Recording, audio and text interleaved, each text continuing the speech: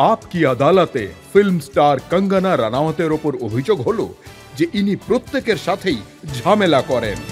I don't agri. দেখুন, সব লোকেরা বলে, একটু আগেই আপনি বলছিলেন সুশান্ত সিং রাজপুতের ব্যাপারে, আপনি ওনার জন্য পুরো ইন্ডাস্ট্রির সাথে ঝামেলায় জড়ালেন। ইয়েস স্যার, জানেন ব্যাপারটা কি? আমার একটা ফিলোসফি আছে যে আমাকে বিরক্ত না করলে আমিও তোমাকে বিরক্ত করব না। আমার আমার সব লড়াইগুলো গুনে দেখুন, আমাকে আগে বিরক্ত করা হয়েছিল। আমাকে এরা সবাই নিজেরা, যেমন পতঙ্গরা আগুনের দিকে এগিয়ে যায় পোড়ার জন্য, এরা নিজেরা আমার কাছে আসে, আমার কাছে আসে এরা সবাই। তাই আমি এটা বলতে চাই যে আমার সবাই ওরা সবাই, আপনি আমাকে বলুন যে যদি এরা সবাই আমাকে টর্চার না করত, যদি আমাকে হুমকি না দিত, জেলে পাঠানোর চেষ্টা না করত, লিগ্যাল কেসেস যদি না করত, আর একদিন বসে সত্যি সত্যি আমাকে এই মোমেন্টটা যদি না আসতো, তাহলে আমি আত্মহত্যাই করে নিতাম।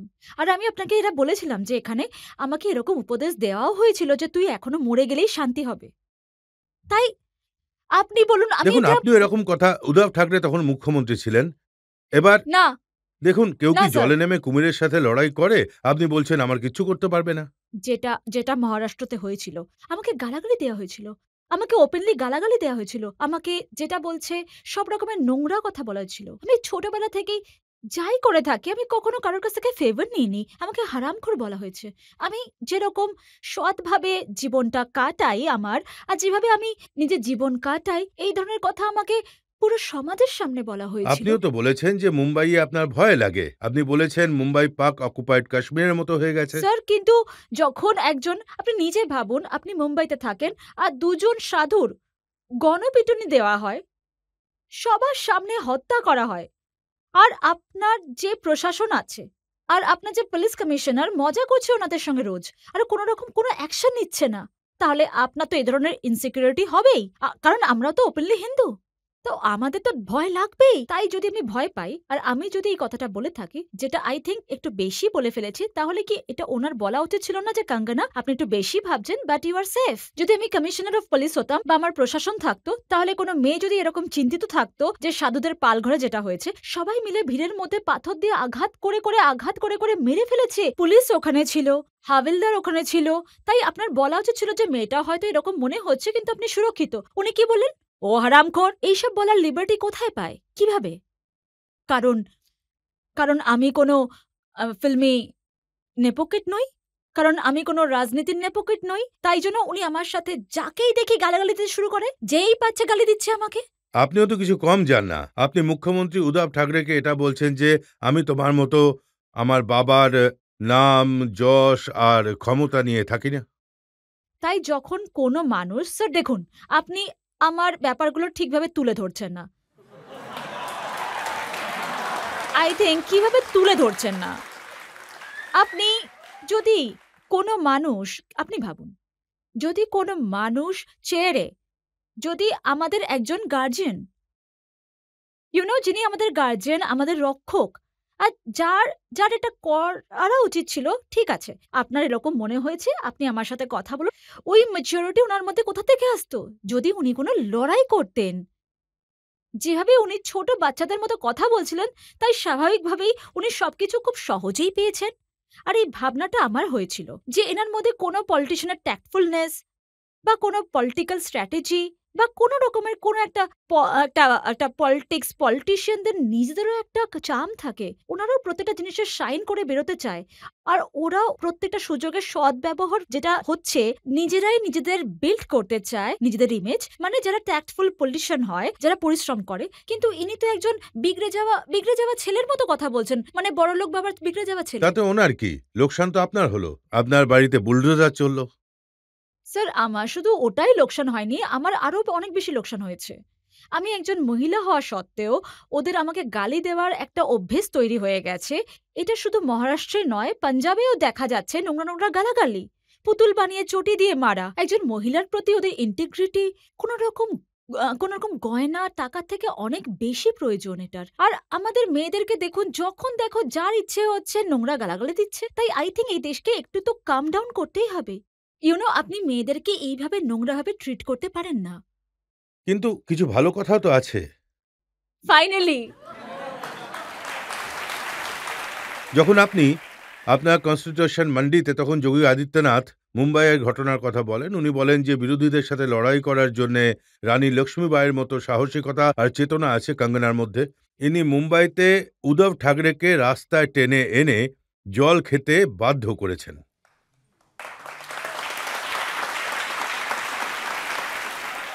ভালো হয়েছে কোনো মহান ব্যক্তির কোনো ভালো মানুষের কথা এখানে বলা তো হলো, নাহলে তো সব চোর ডাকাত ক্রিমিনাল ওদের ব্যাপারে আমাকে জিজ্ঞেস করা হচ্ছিল। তো স্যার, আমার তো এটাই বলার আছে যে উনি আমার সম্পর্কে খুব ভালো ভাবনা পোষণ করেন। যোগীজি আমার কাছে খুবই পূজনীয়, আমার দাদার মতন উনি। আমার সম্পর্কে খুব ভালো ভাবেন উনি, কিন্তু কেন রাখছেন? আমাদের কি হয়, কিছু মানুষকে আমাদের এমনি ভালো লাগে, ওরা আমাদের কাছে এনার্জি। কিছু মানুষকে আমাদের খুব খারাপ লাগে। আরে ইন্ডাস্ট্রির লোকেরা তো আমাকে পছন্দই করে না, সহ্যই করতে পারে না। আর আমি যদি সিম্পল ব্রিদিংও যদি করি, যদি কিছুও না করি, তবুও ওরা আমাকে শেষ করে দিতে চায়। কারণ আমি কি ওদের উপর কেস করেছি? না, ওরা আমাকে কেস দিয়েছে। ওরা আমাকে শেষ করে দেওয়ার চেষ্টা করেছে, কারণ আমি ওদের তাহলে পাত্তাই দিই বিজেপির না। লোকজন আপনাকে এত পছন্দ করে কেন? ওরা খুব পছন্দ করে, কেন? কারণ আমি সত্যি সৎ আর ভীষণ বিশ্বস্ত। যারা যেসব লোকেরা সৎ আর বিশ্বস্ত, তারা তো এমনিতেও ওদের কাছে ভালো হবে, তাই না? রাক্ষস তো রাক্ষসদের সঙ্গে থাকবে, দেবতা তো দেবতাদের সঙ্গে থাকবে। কিন্তু আমি শুনেছি বর্তমানে ওরাও খুবই চিন্তিত। নাড্ডাজি আপনাকে বলেছেন কম কথা বলো, চুপ থাকো। দেখুন, ব্যাপারটা এরকম স্যার যে এখন আমি বেশিক্ষণ ধরে নিজের সবকিছুর সঙ্গে লড়াই করে এসেছি। আর পলিটিশিয়ান হয়ে আমার মাত্র ১-২ মাসই হয়েছে শুধু। তাই এই সবকিছুর জ্ঞান পলিটিক্সের সেটা তো আমার জানা সম্ভব নয়। তাই পার্টির গাইডলাইনস আমার কাছে আসে যে আপনি এইভাবে পার্টির গাইডলাইনস মেনে চলুন। তাই আমার মনে হয় সেটা তো আমার জবের একটা অংশ, তাই না? কিন্তু এটা কিন্তু তো পার্টির কিন্তু এই গাইডলাইনস। ব্যাপারটা নিয়েও আমার এগেইনস্টে ব্যবহার করা হচ্ছে। একে তো তিরস্কার করা হচ্ছে, একে তো গালি দেওয়া হচ্ছে, একে একে সেই। মানে ওরা একজন সিনিয়রের মতো আমাকে পার্টির কোনো গাইডলাইনও দেবে না। আজব তো এটা ব্যাপার। কি পার্টির গাইডলাইন যে আপনি কৃষকদের ধর্ষক বলবেন? এটা কি পার্টির গাইডলাইন যে আপনি কৃষকদের ব্যাপারে আপনি এই ধরনের যে ওখানে লাশগুলো ঝুলছিল? স্যার দেখুন, আপনি কতটা খারাপ করে আমাকে পোর্ট্রে করছেন। আমি জানি না এখানে কিরকম না দেখুন, আদালত এখানে চলছে। আপনার বলা কথাগুলোই কিন্তু লেখা আছে। আপনি এটা বলেছেন যে যেখানে কৃষক আন্দোলন হচ্ছিল ইয়েস, ওখানে। ইয়েস। এখন, এক্ষুনি, হুম। এক্ষুনি চেঞ্জ করলেন উনি। আপনি প্লিজ এটা এডিট করবেন না। এডিট করবেন না এটা। কারণ কারণ এখন রাজাত স্যার পুরো মিডিয়াকে রিপ্রেজেন্ট করছে। পুরো মিডিয়াকে। যে একটু আধটু শুনেছে ওটাই হেডলাইনস। সোজা চেপে দাও। তাই আমি কি বলেছিলাম? আমি বলেছিলাম যে যেখানে কৃষক আন্দোলন হয়েছিল, সেই জায়গায় যেখানে কৃষক আন্দোলন হয়েছিল, ওখানে যেটা হয়েছিল লাশ ঝুলছিল। খুন হয়েছিল, যেটা আমার কাছে পুরো কভারেজ আছে, আমি দেখিয়ে দিতে পারি। ওখানে রেপ হয়েছিল। গ্যাং রেপ হয়েছিল, ওটারও আমার কাছে কভারেজ আছে, আমি দেখিয়ে দিতে পারি। আমি কি বলেছিলাম যে কৃষকরা এটা করেছে? না, আমি বলেছিলাম হামলাকারীরা এই ব্যাপারটা যেটা হয়েছে সেটা টেক ওভার করেছে। কিন্তু তবুও আমি যখন এই ব্যাপারটা মিডিয়াতে সব জায়গায় আছে, এই ব্যাপারটা সব বাচ্চারা জানে, ঠিক আছে? কিন্তু যখনই কোনো একটা বেচারি মেয়ে এই ব্যাপারটা বলে, তখনই সবাই, আরে ও বলে দিল, এই মেয়েটা তো বলে দিল। তাই এমন অ্যাক্টিং করে যেন আরে এ কিরকম স্পষ্টবাদী। আর তোমরা ওটা দেখলে না যে ১ লাখ নিউজ আইটেম এটা বেরিয়েছিল? মানে কিরকম সব লোকজন। So I feel as a person, আমার খুব অবাক লাগে যে এই পৃথিবী যেটা করছে শক্তিটাকে দেখে মিথ্যে বানিয়ে দেয়। সত্যিটাকে দেখে মিথ্যে বলে আর মিথ্যেটাকে মিথ্যে নিয়ে বেঁচে থাকে। আর তারপর আরেকজন মানুষ যে কিনা সাধারণ, যে মানুষটা কোনো এসব জিনিস জানে না, আগেরটা পিছনেরটা আগে, প্লাসটাকে মাইনাস, মাইনাসটাকে তাকে বদনাম করে। লিটারালি যেটা করে একদম ছেড়ে কথা বলে না। এরকমই এই পৃথিবী। আচ্ছা, এটা নিয়ে রাহুল গান্ধী কি বলেছে সেটা আপনাকে বলবো? এবার আপনার হেডলাইনের ওপরে উনি বলেছেন, তাহলে বলুন। না, উনি টুইট করেছেন, উনি লিখেছেন যে ভাজপা সাংসদের থেকে এরকম কথা বলা বিজেপির কৃষক বিরোধী নীতি আর উদ্দেশ্যের এটা একটা প্রমাণ। সবার প্রথমে তো আমার মনে হয় যে আমাদের পার্টির যে পলিসিগুলো আছে সেটা পার্টি ভালো করে ক্লিয়ার করে দিয়েছে। আমার এটা ভুল হয়েছিল যে কিছুক্ষণ সময়ের জন্য এটা ভুলে গেছিলাম যে এখানে এখন আমার ইন্ডিভিজুয়াল ওপিনিয়ন ম্যাটার করে না। আমাকে পার্টির পলিসির সাথে থাকতে হবে। পার্টির পলিসি হলো সবকা সাথ সবকা বিকাশ। ওরা ওই দুষ্কৃতীদের নিয়ে কিছু ভাবছেই না। ওরা ভাবছে এই কৃষকদের ব্যাপারে যাদেরকে নিয়ে ওরা পাশে চলতে চায়। ওদের কনসার্ন হচ্ছে শুধু কৃষকরাই। কিন্তু আমি যেটা করেছি, এক ধরনের কটাক্ষ করেছিলাম ওই দুষ্কৃতীদের যারা ওই আন্দোলনকে হাইজ্যাক করেছিল, ওদেরকে করেছিলাম। কিন্তু আমার পার্টির যে পলিসি আছে, আমি আমি একদমই ওদের সাথেই আছি। তাই এইভাবে এই ব্যাপারটার মধ্যে এভাবে ঘি ঢেলে আমাকে নিচু দেখানোর চেষ্টা করছে আর এইভাবে কথা বলছে যে মানে না, না, আপনি কৃষকদের নিয়ে ভাবছেন কিছু? স্যার আমি আমি আমি নিজে একজন কৃষক। আমার আমার ফ্যামিলি একজন কৃষকের ফ্যামিলি। আমার ছোটবেলা থেকে ফার্মিং করে আসছি। আমাদের ছোটবেলায় যে ফার্মিং এ হারভেস্ট করা হতো, সেখানে আমি খাবার নিয়ে যেতাম জমিতে সবসময়। আমি শুনেছিলাম আপনার প্যারেন্ট বলতো যে চাষাবাদ করো সেটাই ঠিক হবে। ঠাকুমা বলতো এটা। হ্যাঁ, তাই আমরা হলাম কৃষক।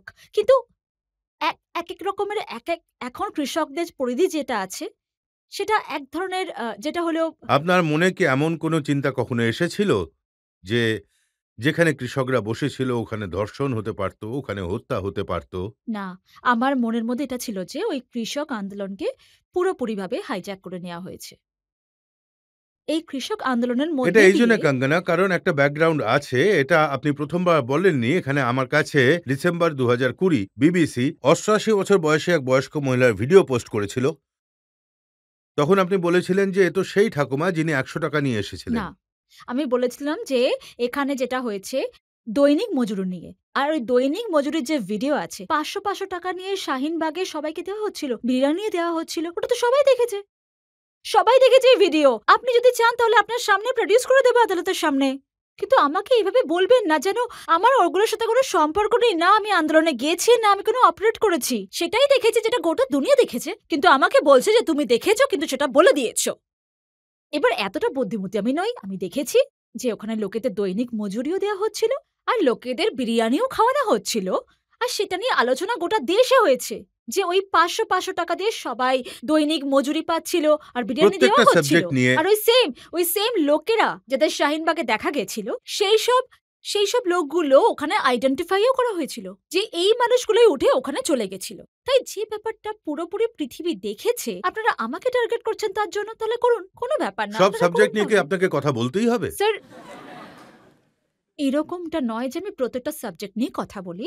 কিন্তু যদি আমাদের দেশে কোনোভাবে যেটা হচ্ছে বিদেশি শক্তি যেটা আছে, যদি ফাঁপা করতে চায়, যদি আতঙ্কিত করতে চায়, যেরকম পরিবেশ বাংলাদেশে তৈরি হয়েছে, বাকি দেশগুলোতেও তৈরি হচ্ছে, সেটা যদি করতে চায় তাহলে আমরা এতটাও তো কাপুরুষ নই। এতটাও তো আমাদের জীবনকে ভালোবাসি না? যে আমরা বসে, বসে কাপুরুষের মতো এসব দেখতে কঙ্গনা, থাকবো। আমরা লোকজনদের প্রতিক্রিয়া দেখছি। যখন আপনি পার্লামেন্টের মেম্বার হয়ে প্রথম চণ্ডীগড় থেকে দিল্লি আসছিলেন, তখন সিআইএসএফ এর একজন সৈনিক আপনার উপর আক্রমণ আর করেছিলেন। উনি বলেছিলেন যে আমি একজন কৃষক। যদি আপনি আপনার ইউনিফর্মের মর্যাদা না বোঝেন, যদি আপনি যেভাবে একজন বহুরূপী রূপের সামনে আসেন, আর আপনি কোনো মানুষের যে নিজের পুরোপুরি বিশ্বাসটা আপনাকে দিয়েছে, আপনি তার ওপর আঘাত করেন, তাহলে আপনাকে কৃষক বলার যোগ্য? আপনাকে তো বলেছে আপনার থেকে সমস্ত আইডেন্টিটি কেড়ে নেওয়া হয়। আপনি তাহলে কিচ্ছু না। আপনি শুধু একজন আতঙ্কবাদী। আর উনি ওপেনলি খালিস্তান সেটা উনি চেয়েছেন। ওপেনলি খালিস্তান চাওয়া কৃষক আন্দোলনেও হয়েছে। আমার কাছে কত ভিডিও জানেন না এত নির্দোষ হয়ে লোকেরা কিভাবে কোয়েশ্চেন করে I don't understand আমার কাছে কতগুলো ভিডিও আছে।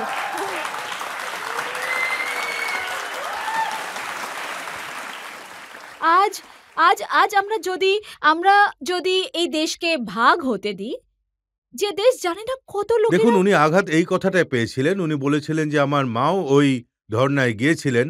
আর এটা বলা যে ওখানে ৳১০০-২০০ নিয়ে ৳৫০০ নিয়ে গিয়েছিলেন, এই ব্যাপারটা উনার খারাপ লেগেছিল। কিন্তু আমার কাছে যে ফটো আছে সেগুলো সেম শাহিনবাগের লোকেরা সেম এখানে যাতে দেখা গেছিল তাদেরই দেখা গেছে। আর যদি ওনার কোনো আপত্তি ছিল তাহলে উনি কোর্ট আছে আর পুলিশ স্টেশন আছে। যদি কোনো মানুষ ল অ্যান্ড অর্ডারকে বুঝতেই না পারে, যদি আমার নিজেরও মানে সবার যদি স্কোর সেটেলমেন্ট রাস্তাতে করতে হয়, তাহলে তো সবাই স্কোর সেটেলমেন্ট করুন দেখুন, আপনিও রাস্তাতে। তো সেটেল করেন। এই ব্যাপারে দিলজিৎ দোসাঞ্জ যখন কমেন্ট করেছিলেন, তখন আপনি বলেছিলেন ও করণ জোহরের পোষ্য। স্যার সবার প্রথমে তো যেসব লোকেরা এই দেশকে ভাগ করতে চায় দেখুন আমি তো তাহলে নিজের চোখে তো এই দেশকে ভাগ হতে দেখতে পারি না, তাই না? কারণ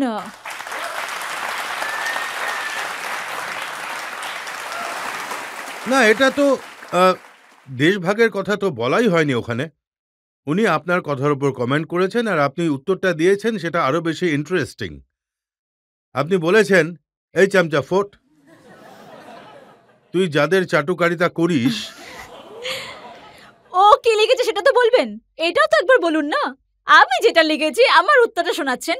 আমি তো বললাম উনি কি না না না, লিখেছেন। আপনি ও কি লিখেছেন সেটা আগে বলুন। উনি লিখেছেন, তুই যাদের যাদের সাথে সিনেমা করেছিস তুই তাদের সবার পোষ্য। তাহলে তার পোষ্যর আগে ও কি লিখেছিল কমেন্টে? এটাই প্রথম কমেন্ট, এর আগে তো আপনার কমেন্ট আছে। না কিন্তু না, এমনটা হতেই পারে না যে আমি নিজে গিয়ে কারোর সঙ্গে ঝগড়া করব। এটা আমার নীতি, এই নীতি নিয়ে আমি চলি।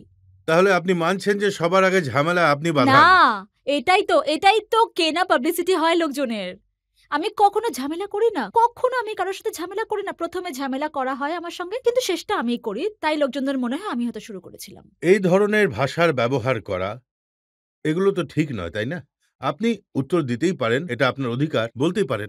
যেসব লোকেরা আপনাকে এক প্রকারের নিচু দেখিয়ে বা এক প্রকারের নোংরা ভাষা ইউজ করে, নোংরা শব্দ ব্যবহার করে ভয় দেখাতে চায়, যদিও আমি কখনো কোনো লাইন ক্রস করিনি, তাই ওদেরকে আমি এটাই বলবো যে আমি ভয় পাওয়ার মেয়ে নই। এখন দেখুন আপনার লাস্টেরটা, এটা আপনারই বলা ওয়ার্ড, তুই যাদের তোষামোদি করে কাজ বাগাস আমি তাদেরকে রোজ শায়েস্তা করি।